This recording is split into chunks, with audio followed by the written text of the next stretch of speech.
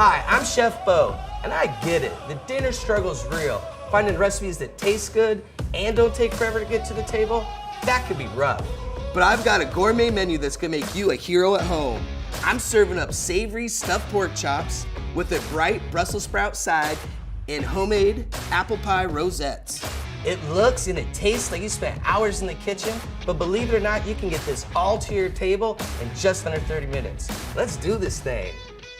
Quick dinners don't mean you have to sacrifice flavor. You just have to have a plan and some shortcuts. All right, the first thing we're gonna do is stuff our pork chop. Make sure you ask for butterfly pork chops so you don't waste time cutting a pocket in the meat.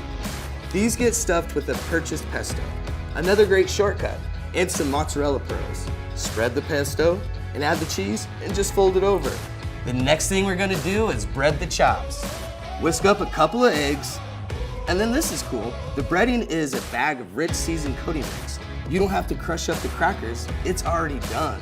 To punch up the flavor even more, sprinkle in some McCormick roasted garlic and herb seasoning. Then batter up. Each chop goes into the egg, then the breading, then back into the egg, and then back into the breading. This is the only time double dipping is allowed. Now for my biggest time saver, an air fryer. It's preheated to 400 degrees and the chops go in for 12 to 15 minutes. All right, second on the list, we're gonna be making apple pie rosettes. Puff pastry is the time saver on this one. So toss a little bit of flour onto the counter, then lay out the pastry. Spread some of the apple pie filling across the pastry, leaving a little border at the end. So when you roll it up, the syrup and the filling can actually help seal it. Trim the ends and slice it into 4 equal pieces. Now it's time to take these to the air fryer. Move the chops to lower level and put in the rosettes. Now you're ready to start on the Brussels sprout side. For the big time saver on this one is using Hy-Vee shortcuts. All the work is already done for you. These sweet potatoes and Brussels sprouts are ready to go, no peeling, no chopping needed. I'm dicing up a few slices of bacon, and I'm gonna mix that in with the Brussels sprouts and the potatoes, and just a touch of oil, and then season it with a bit of salt and pepper. These are going into the air fryer, and the chops and the rosettes are on their way out. While the potatoes and sprouts are cooking, we can mix up this sweet topping for the rosettes.